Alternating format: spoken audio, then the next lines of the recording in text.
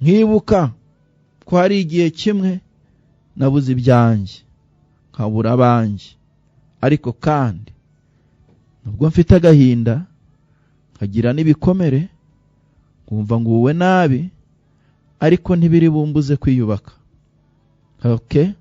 Reka mbyibuke, nibuke za nshuti, nibuke abana banjye, nibuke byanjye byose, nibuke ijoro ry'umuruho, nibuke amanywa y'umubabaro, nibuke ibihe byose nanyuzemo.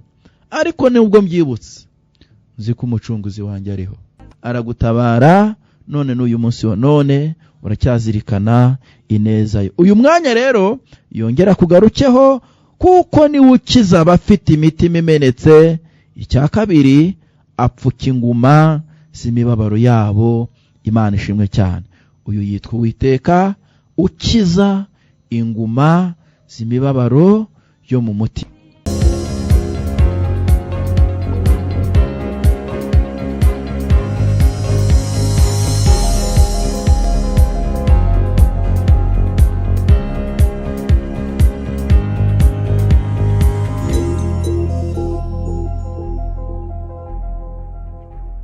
Yesu nashimwe cyane.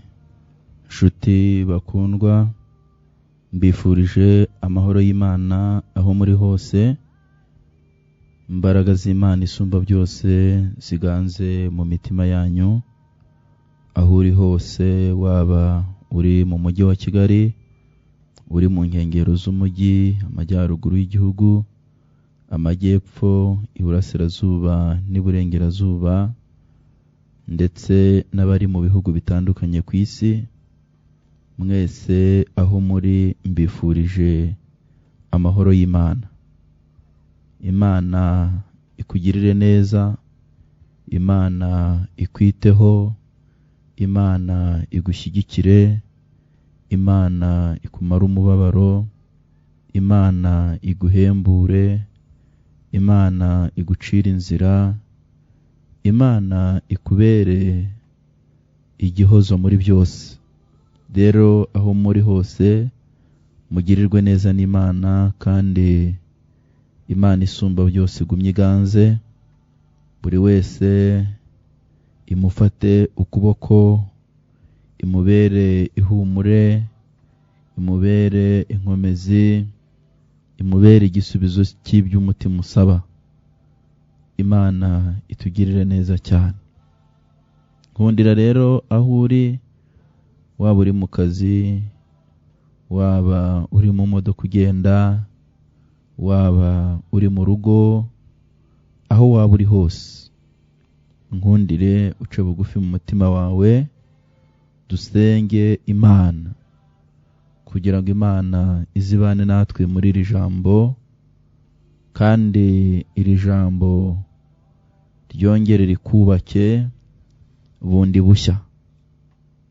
Ineza y'Imana iganze, kandi Imana irusheho kugushyigikirisha ineza n'imbabazi zayo, kubera yuko ibyo abantu badashoboye irabishoboye. Kandi hari naho umutima wawe uburi umwana w'umuntu atabasha we kugukura cyangwa se kuwukiza, Imana y'ubwayo ikabasha kugukiza. Hari ibyo abantu bageragezamo ariko ntibikunde, hagasigara uruhare rw'Imana. Uruhare rw'Imana rero kugira ngo turugereho binyura mu ijambo ryayo, rikinjira mu mutima w'uwizera, maze Imana ikongera ikarema ubundi buzima mu mutima w'ubabaye, mu mutima w'ukomeretse, mu mutima w'urushye, mu mutima wa buri muntu wese. Rero nkundire dusenga Imana aho uri hose, kugira ngo dukwinginge Imana yongere iganze. Sanzwe ibana natwe, ariko n'uyu mwanya yongere ibane natwe mu izina rya Kristo Yesu. Amen. Mana yacu, Imana ifite imbaraga, Imana yihariye, Imana y'urukundo, Imana ikiza, Imana itabara, Imana ihumuriza, Imana iri mu buzima. turagushimiye umwanya mwiza uduhaye w'ijambo ryawe. Turasaba kugira ngo ukomeze ubane natwe, buri muntu wese aho ari agirirwe neza n'Imana muri iri jambo, kandi imbaraga zawe zigere ku mutima w'uwumvira ijambo, maze riwukize, riwubake, kandi haboneke ibindi byiringiro by'ejo hazaza. Tugushimiye ko ubikoze, ubane natwe kandi utugirire neza. Buri muntu wese yisange mu ihumure ry'iri jambo, yongere yubakikwe rwose. Urakoze, turagushimiye mu izina rya Kristo Yesu, amen. Imana data wa twese nibaho umugisha kandi ibagirire neza muri uyu mwanya mwiza Imana iduhaye wo kugira ngo twumve icyo Imana ivugana natwe mu ijambo. Ijambo Imana impaye ngo nkuzanire nire kubwira ngo imizi y'umugambi w'Imana ku buzima bwawe ntabwo izarandurwa. Imizi y'umugambi w'Imana ku buzima bwawe ntabwo izarandurwa rwose.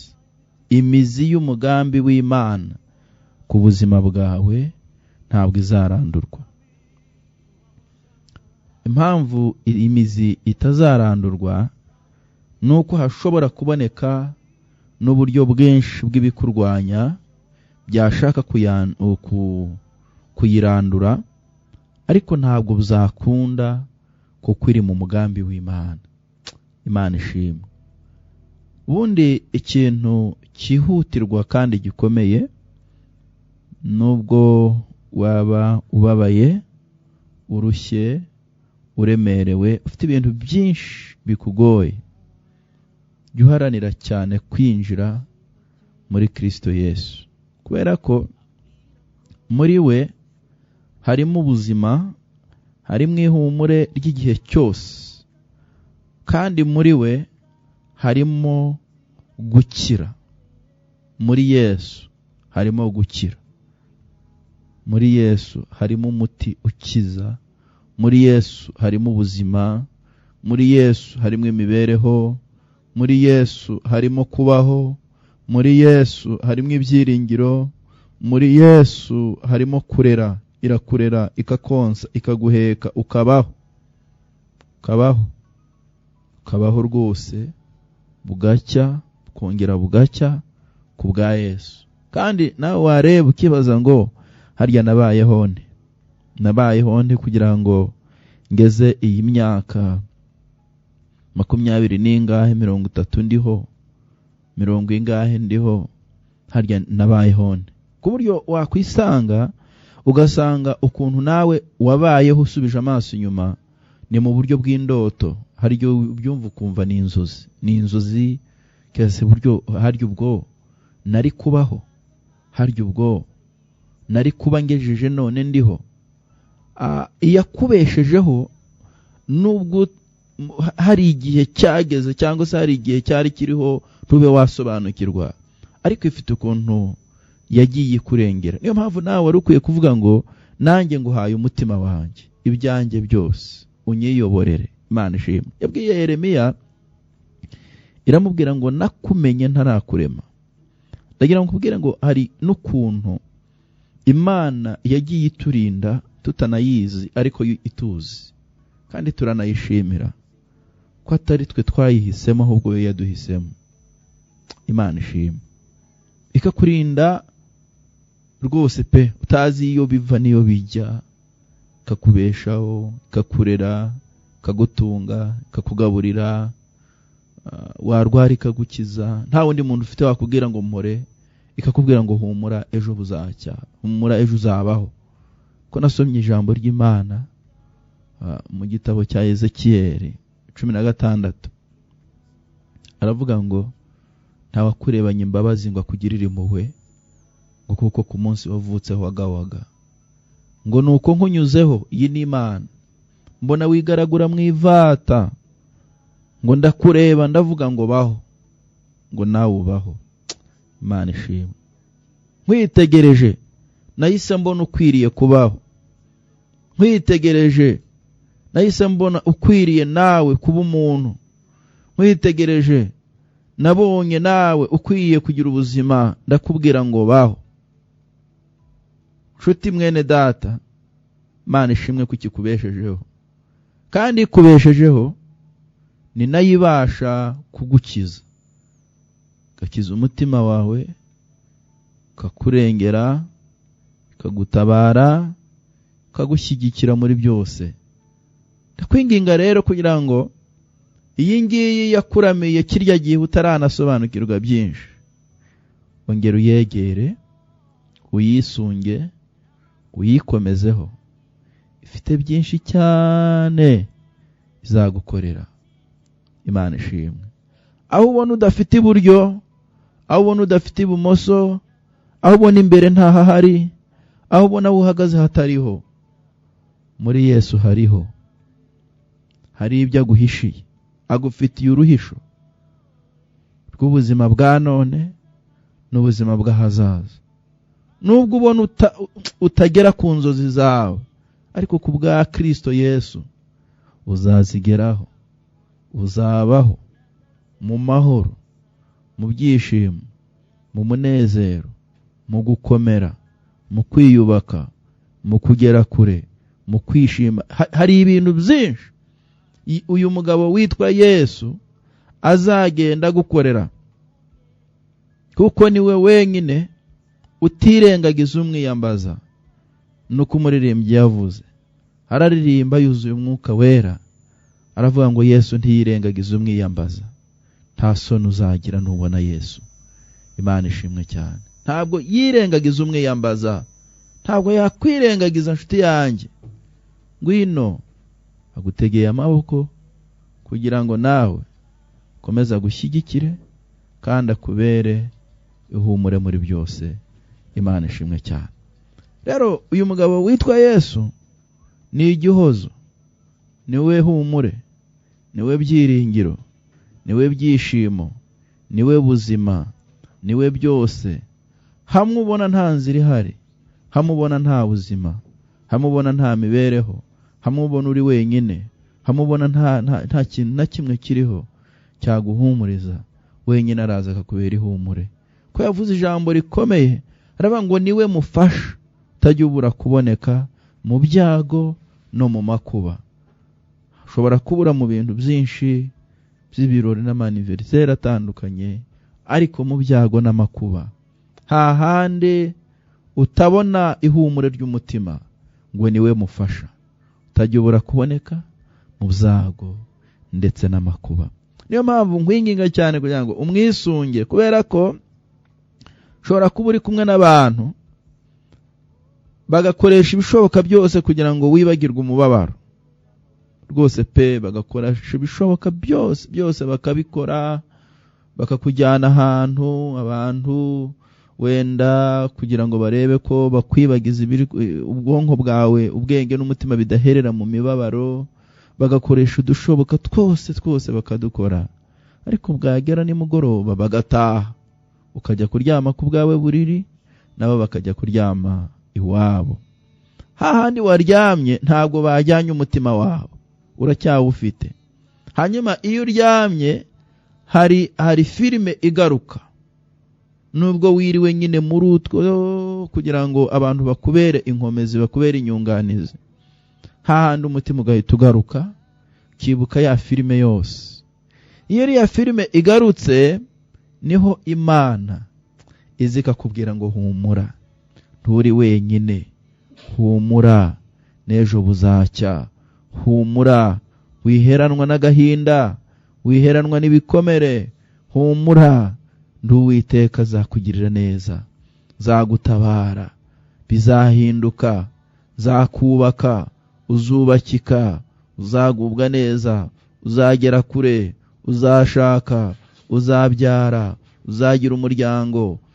Imana ikakubera ihumure muri rya joro, yabona yuko wari umeze nk'unaniwe, ikavuga ngo reka mbanze, kubera ko naje mu ijwi ry'ihumure, reka iyi filime ye nyifunge, muhe kuruhuka ryame.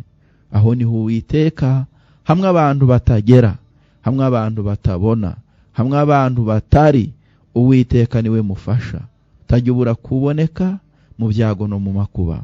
Nshuti muvandimwe, ndakwifuriza ngo mwisunge, umwegere kugira ngo akomeze akugirire ibambe. Imana ishimwe cyane. Ijambo ry'Imana turiho niri kubwira ngo imizi y'umugambi w'Imana ku buzima bwawe ntabwo izarandurwa. Gumana n'Imana. Umugambi w'Imana ntuyoba, nta wawuyobya ngo bikunde. Imana igambiriye kugomba kuba cyo, ifite ukundi izagushyigikira, kandi ntabwo uzahora uvirirana mu mutima. Yesu ni igihozo, Yesu niwe humure, Yesu niwe mahoro, Yesu niwe byishimo. Ifite ukundi azabigenza. Imana ishimwe cyane. Kadusome ijambo ry'Imana mu gitabo cya Yobu, twumve icyo Imana ivugana natwe. Turasoma na Zaburi, twumve icyo Imana ivugana natwe mu ijambo. Yobu bice 14 umurongo wa 7 tugeze ku murongo w'9, twumve icyo Imana ivugana natwe. Haranditse ngo, erega hariho ibyiringiro yuko igiti iyo gitemwe cyongera gushibuka, kandi kikagira amashami y'ibitontome, nubwo umuzi wacyo usazira mu butaka, n'igishyitsi cyacyo kigahera mu mukungugu.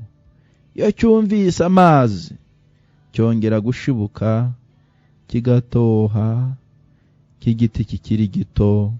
Imana tugire neza cyane. Iyo dusomye n'ubundi muri igitabo cya Yobu, tugasoma ibice 42 murongo wa 12 ayaho, haravuga ngo, nuko Uwiteka ahira Yobu bwa nyuma kuruta ubwa mbere. Imana itugirire neza. Turebe Zaburi 147, twumve icyo Imana ivugana natwe. Zaburi 147 umurongo wa 2 n'uwa 3 wonyine, twumve icyo havuze. Haravuga ngo, Uwiteka yongera kubaka Yerusalemu, ateranya abimuwe bo mu Bisiraheli, akiza abafite imitima imenetse, apfuka inguma z'imibabaro yabo. Amen. Uwiteka yongera kubaka Yerusalemu, ateranya abimuwe bo mu Bisiraheli, akiza abafite imitima imenetse, apfuka inguma z'imibabaro yabo. Amen. Niri jambo Imana yampaye kugira ngo ndikuzanire, kandi ryongere rikubake, ryongere rikurememo ibyiringiro mu buryo bumwe cyangwa ubundi. Uyu mugabo witwa Yobu yahuye n'isomo atikururiye ryitwa ibyago.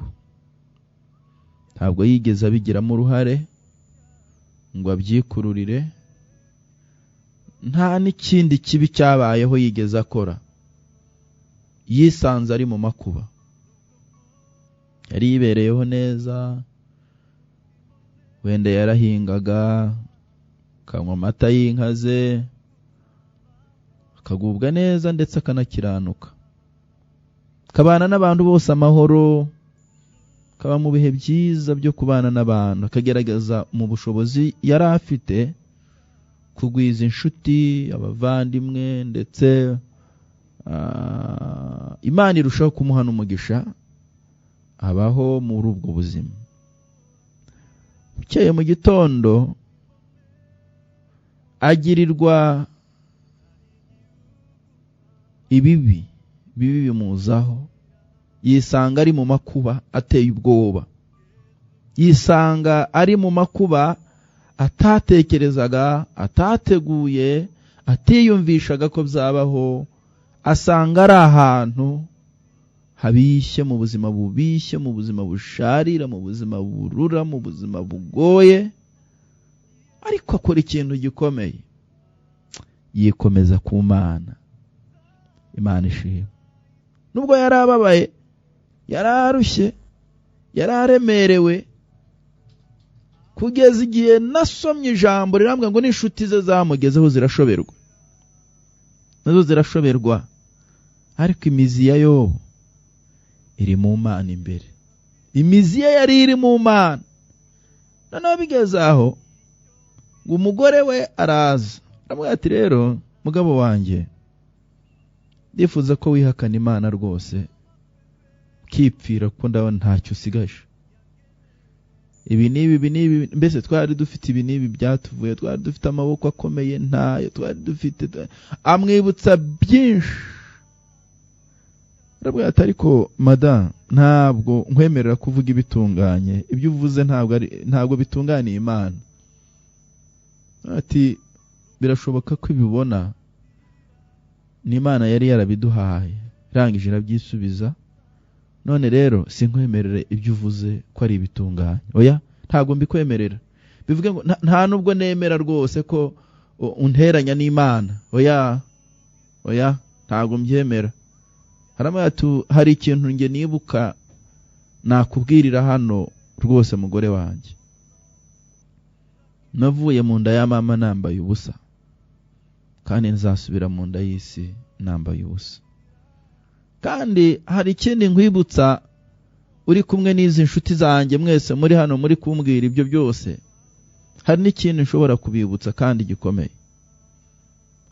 Ndabibutsa ko mbizi neza ko umucunguzi wanjye ariho, kandi niyahagarara mu isi amaso yanjye niyo azamureba, ntabwo azarebwa n'undi, ninjye uzamwirebera rwose. Niyo mpamvu ntashobora kubemerera yuko muvuze ibintu bitunganye. Kugeza igihe nzapfa njyewe, ntabwo nzigera nikuraho kuba inyangamugayo. Kandi nubwo mbabaye, gukiranuka kwanjye ndagukomeje. Nubwo mbabaye ntya, nubwo ndushye, nubwo meze ntya, gukiranuka ndagukomeje rwose. Ntabwo ncitse intege, nkomeje gukiranuka. Nubwo ndi kuribwa, nubwo ndi kurira, nubwo ndi kuvirirana, nubwo meze nabi, ariko gukiranuka kwanjye ndagukomeje. Mubyumve,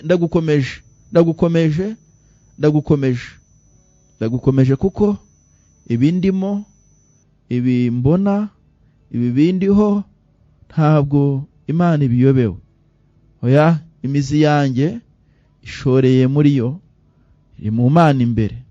Ntabwo mbemerera ko iyi mizi icika, ko njye mfite ibyiringiro ko iyi Mana nihagarara mu isi nzayibona. Kandi ndimo ndabona izanyambika undi mubiri. Uyu mubiri mfite ubu, mfite ukundi izawuhindura. Umugabo rero izo nshuti zamuvuyeho, umugore amuvaho, abana bamubwira ngo bapfuye ntibariho. Ibyo yabonaga iwe byose baramubwira ati byanze nabyo ntabiriho. Ati rwose pe nta kintu na kimwe kiriho, nta na kimwe kiriho. Ubu Yobu wowe wari uhagaze kwa kundi ushagawe n'abantu, turakumenyesha ko usigaye uri wenyine. Natwe nk'inshuti ndi turi kumwe, n'umugore wumvise ibyo akubwiye, n'abana ntibariho, ubwo uri wenyine gusa. Yobu uti nta kibazo. Yobu asigarana inshuti imwe yitwa Urujyo, yishimishaga.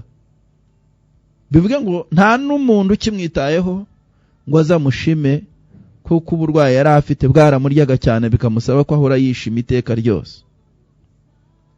Ariko hakabura umuntu n'umwe wamugirira imbabazi. Ariko Imana yamenye, Mana ishimwe, ashoreye imizi mu Mana niho hari.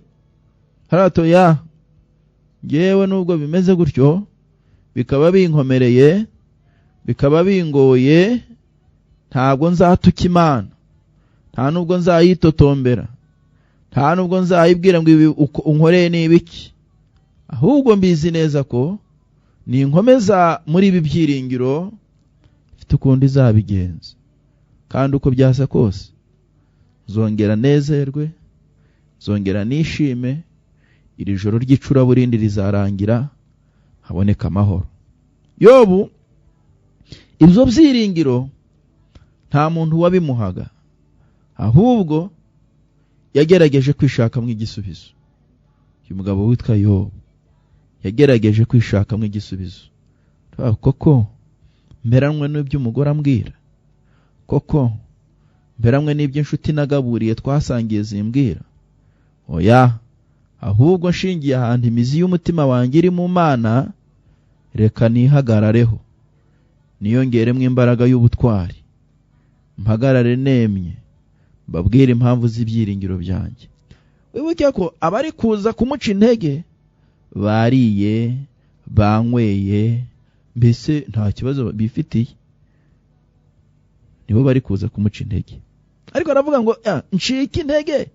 Oya, nubwo mbabaye, ntariye, ntanyweye kubera umubabaro, ntasinziriye kubera umubabaro, ariko sindi bucika intege.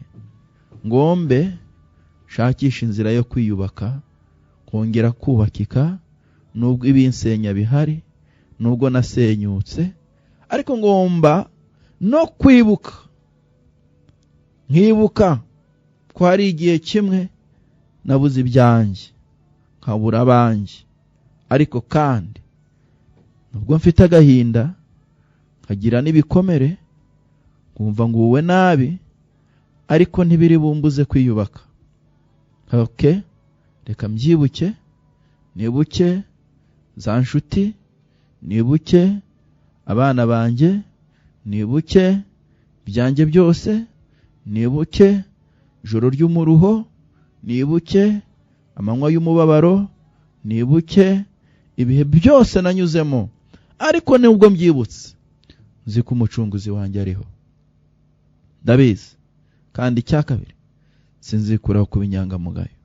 Icya gatatu kandi, naho n'uruhu rwanjye rwabora, nzi yuko amaso yanjye azareba umucunguzi.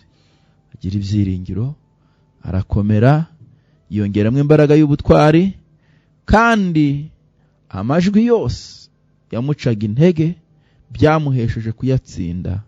Imana itugire neza cyane. Noneho rangije uyu mugabo,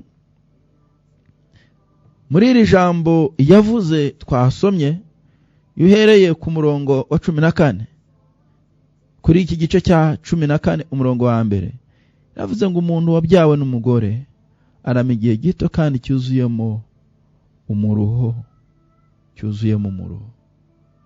Avuga iri jambo yatekereje cyane kuntu avutse, kuntu Imana imushyigikiye, kuntu abayeho, aho yarageze, inshuti yari afite, umuryango we, ariko ukuntu ibintu umuryango uhise uzima, ako kanya uhise uzima. Aravuga ngo nubwo kurama kuzuyemo imiruho, ariko nubwo ari imiruho, bikaba n'imibabaro, bikaba n'agahinda, ntabwo nzava aho Imana iri, n'imizi nashoreye mu Mana ntizarandurwa, nzakomeza nyiringire iminsi yo kubaho kwanjye yose. Imana ishimwe cyane. Nzakomeza, mutima wanjye ntuzacogora nubwo ubincogoza bihari, mutima wanjye ntuzananirwa nubwo ibinaniza bihari, mutima wanjye ntuzigera n'umunsi n'umwe uvuga ngo nanjye reka numva iby'abansenya ngo nanjye nsenyuke nkabo. Oya, ahubwo nge nzakomeza niringire Imana. Imana ishimwe. Mubindushya, mubimbabaza, nzakomeza niringira Imana. Nubwo ntasinzira kubera uburibwe, kubera ibyabaye, kubera ibyambayeho, nubwo nta buhumekero, nubwo nta rw'inyagamburiro, nubwo ncyumva ibyambayeho nk'ibyabaye mu kanya, kabona n'ibyo mu kanya, kabona n'iby'akanya gatambutse, kabona bibayeho mu masaha atambutse, ariko kandi ntibinyambura ibyiringiro byo kwiringira Imana. Ndagumana nayo, niyo nyiri humure, ndagumana nayo, niyo inkomeza, ndagumana nayo, niyo inshyigikira, ndagumana nayo, niyo ifite urufunguzo rw'ibyanjye byose, kandi nzi neza ko ibyo nambuwe, ibyo nanyazwe, mu banjye nabuze, izongera indeme mu ndi mutima mushya, nyubakira umuryango, indemera nkomereza amaboko, kandi imbere ihumure ry'umutima nongere mbeho. Imana ishimwe cyane. Ndashimira Imana cyane ko nyuma y'icuraburindi, nyuma y'agahinda, nyuma y'amarira, nyuma y'umuborogo, hari aho Imana igejeje ikomeza umutima wawe, hari aho Imana igejeje igukomeza, hari aho Imana kandi nikomeze urugamba rwo kugukomeza, kugushyigikira, kubera amaso, kukuvuganira, ndetse no kuguhera ubuzima aho ubona butari gucya. Imana itugire neza cyane. Noneho uyu mugabo arangije avuga ijambo rikomeye, aravuga ngo erega hariho ibyiringiro yuko igiti iyo gitemwe cyongera gushibuka. Imana ishimwe cyane. Nshuti muvandimwe, byiringiro birahari. Uzareba igiti iyo cyatemwe, urebe nko mu murima bahingamo, urebe nko mu murima harimo imyaka, ukaba bati iki giti kikurweho gitemwe. Baragitema, bamara kugitema, bya byatsi byose bakuye mu murima kugira ngo babone uko batera intabire, baraza bakabirunda kuri cya giti hariya. Cya giti murundeho ibyo byatsi byose, bivuge ngo igiti cyatemwe buri wese akigiraho ijambo, buri wese akumva ko kitazashibuka, buri wese akumva yuko akoze iby'ubutwari, hari ukuntu abona bigenze. Ariko nubwo agitemye arebye bugufi ko ntabwo ari kureba imizi yacyo. Noneho umugabo aravuga ngo burya koko byiringiro birahari, ku igiti cyatemwa kikongera kigashibuka. Subije amaso inyuma ukareba, ndashimira Imana wowe uri kumvira ijambo, warashibutse. Mana ishimwe ko washibutse. Mana ishimwe, tubishimire Imana cyane ko washibutse, wibutse ahatambutse, ukareba mu bihe byashize. Imana ishimwe ko uriho none, nubwo uriho ubabaye, nubwo uriho hari uko wumva uri, ariko kandi dufite Imana yatumye ubaho, ni nayo gihozo, ni nayo gisubizo. Ongera uyisunge, imizi ntawe uzayirandura, uzagera kure kubera Imana. Imana ishimwe cyane. Aravuga ngo kandi kikajya kigira amashami y'ibitontome. Imana ishimwe cyane. Ndagira ngo ubwire ngo nubwo bimeze bityo, Imana ifite ukuntu yongera kuguha kwiyubaka, tuheranwe na byinshi ubona bigoye. Usubiza amaso inyuma ukabona ubuzima buracyari kwa kundi. Oya, humura, ahubwo urebe ibibaye. Yobu yararebye, areba ibimubayeho, arabyibuka, yibuka ngo ntabe bapfuye babuze, yibuka uko ahombye ibye, yibuka ubuzima atakaje. Yobu aribuka byose nk'uko tubisoma mu ijambo ry'Imana. Ariko amaze kubyibuka, ariyubaka mu buryo bwo kwizera Imana. Aravuga ngo ndabizi neza ko ariho, niwe wampaye, ariho, niwe wabonye ko ibi bibaho, ariho, kandi mbizi neza cyane, mufitiye ibyiringiro mu mutima yuko hari ukundi kuntu azabigenza. Imana ishimwe cyane. Aravuga ngo kandi kikajya kigira amashami y'ibitontome. Iki giti nubwo kigize aya mashami y'ibitontome, ariko amambere cyari cyaratemwe kandi hatari ibyiringiro yuko cyashibuka. Nta byiringiro byari bihari ku iki giti cyashibuka.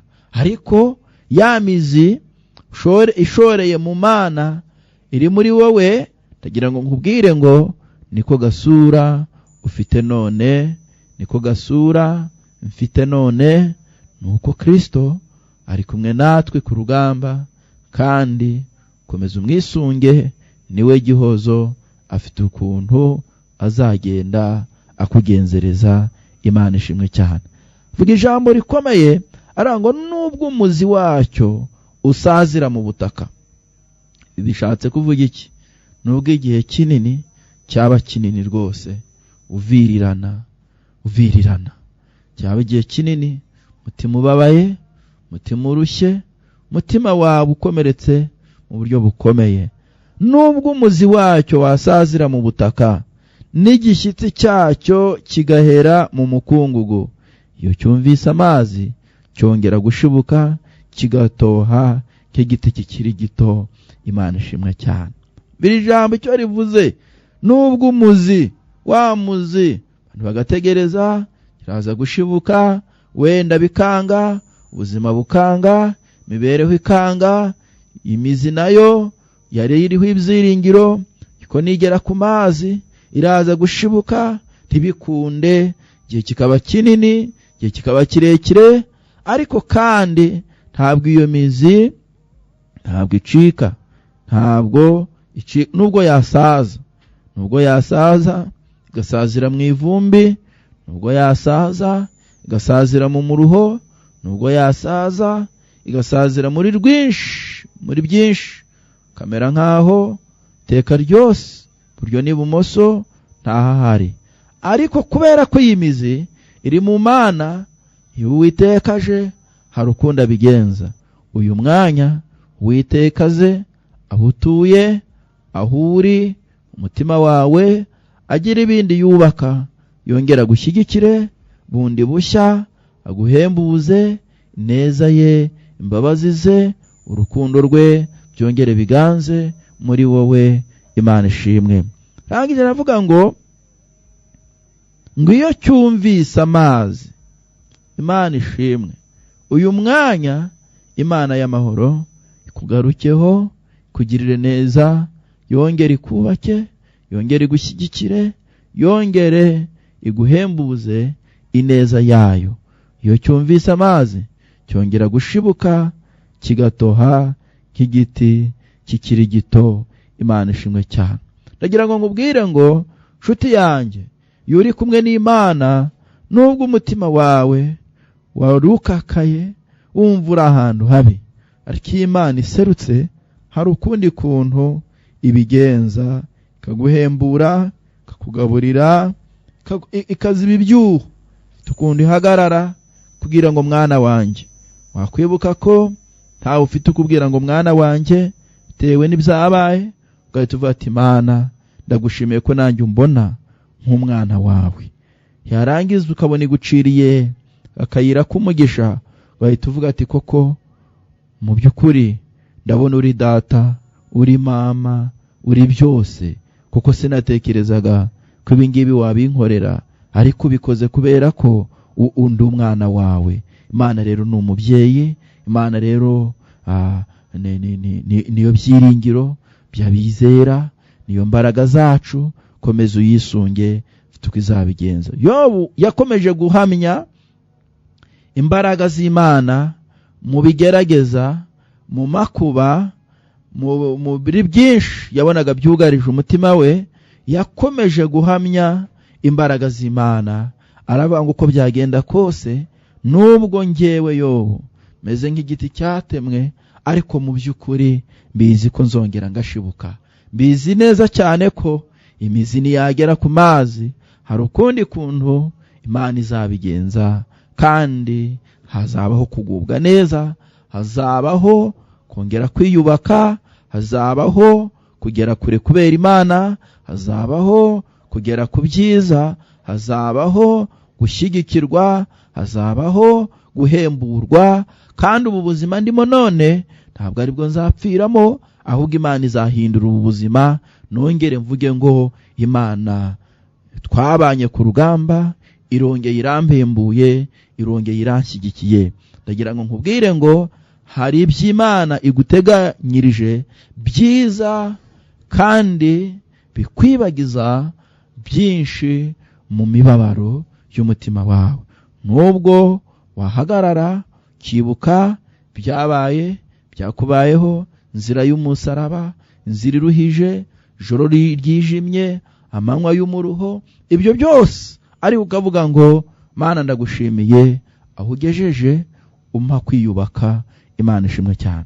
Mugabo witwa Yobu, muri iri jambo twasomye kuri 14:12 ayaho haravuga ngo nuko Uwiteka ahira Yobu bwa nyuma kuruta ubwa mbere. Imana itugire neza cyane.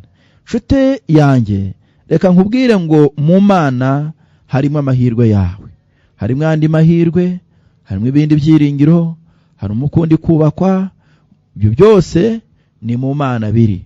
Uwo mugisha wawe, ubwo buzima bwawe, ko kwiyubaka kwawe byiza uteganyirijwe, ngwino kwa Yesu agufitiye byose. Imana ishimwe cyane. Keza igihe wabona utari buramuke, Imana ikaguha kuramuka. Karara nabi, Imana ikaguha kwirirwa neza. Ukabona nta na kimwe cy'umumaro kuri wowe bitewe na byinshi wibuka, ariko Imana ikakubaka, kongera ukagirirwa neza. Twasomye ijambo ry'Imana, Zaburi 147 umurongo wa 2. Hatubwiye ngo Uwiteka yongera kubaka Yerusalemu, ateranya abimuwe mu Bisiraheli. Rero uyu mwanya Imana yongera iguhe kwiyubaka. Uwiteka yuri kumwe nawe, akuremera uburyo, akamenya ukuntu agufasha muri cya gihe udafite kikurengera, udafite ubundi butabazi, udafite iyindi nzira, udafite ahandi hantu utekereza ko wakura igisubizo. Uwiteka wenyine mu nzira zirenga ibihumbi afite, hamwe izawe zirangirira, hagatangira inzira z'Imana. Muri izo nzira zayo, aho izawe zarangiriye, harimo ubutabazi bw'Imana. Imana ishimwe cyane.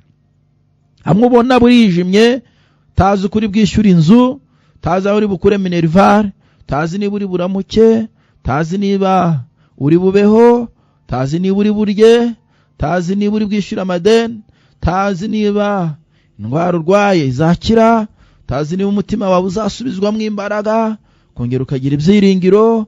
Aho ngaho waburiye inzira, niho Imana iza ikavuga ngo mwana wanjye humura, turi wenyine, turi kumwe, humura.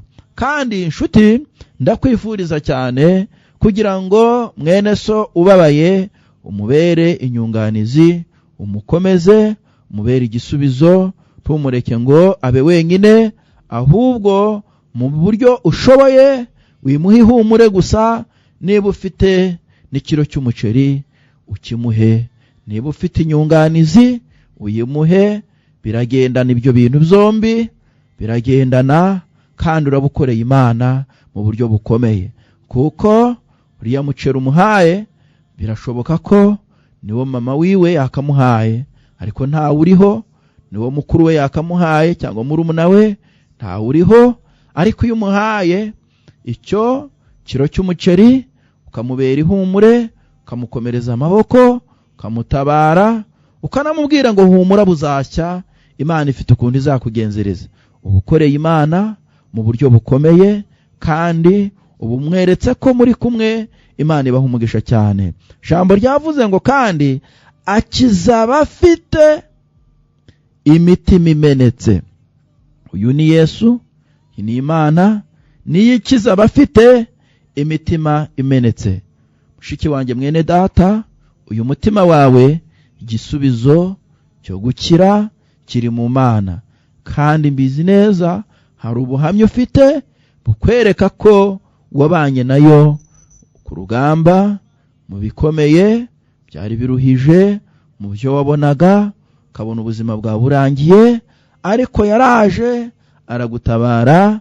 None n'uyu munsi wa none uracyazirikana ineza ye. Uyu mwanya rero yongera kugarukeho, kuko ni ukiza abafite imitima imenetse. Icya kabiri, apfuka inguma z'imibabaro yabo. Imana ishimwe cyane. Uyu yitwa Uwiteka ukiza inguma z'imibabaro yo mu mutima. Ndakwifuriza cyane nshuti yanjye ko uyu mwanya umukiza yongera akagusanga, kuko nkubwire ngo imizi y'umugambi w'Imana ku buzima bwawe ntabwo izarandurwa. Nubwo umutima umeze nabi, hari ibintu byinshi ubona ukumva urashengutse, ariko akiza imitima imenetse. Imana ishimwe. Imizi y'umugambi w'Imana iyo iriho ku buzima bwawe, niwe ukiza imitima imenetse, agapfuka inguma z'imibabaro, hariho ibyiringiro yuko igiti kitemwe cyongera kigashibuka. Imana ibaha umugisha cyane. Reka dusenge Imana aho uherereye hose. Imana ikomeze iguhe kwibuka nk'uko Yobu yahoze nawe yibuka, kuko ijambo ryatubwiye, ariko agira imbaraga zo kwiyubaka. Nawe Imana yongere iguhize imbaraga, wiyubake. Gahinda ni kose, mubabaro ni wose, ariko akiza abafite imitima imenetse, agapfuka n'inguma z'imibabaro yabo. Imana ibaha umugisha cyane. Mana yacu, turagushimiye, ni wowe nyiri humure. Turasenze tukwinginga kugira ngo ugere kuri buri mutima wose, utange ihumure. Imbaraga z'Imana ziganze kuri buri wese, kandi buri wese kuboko kwiza kw'Imana kube ku buzima bwe uhereye none. Ibyifuzo bya buri wese, Mwami Yesu, buri wese umubere igisubizo cy'ibyo umutima wusaba, mu izina rya Kristo Yesu. Amen.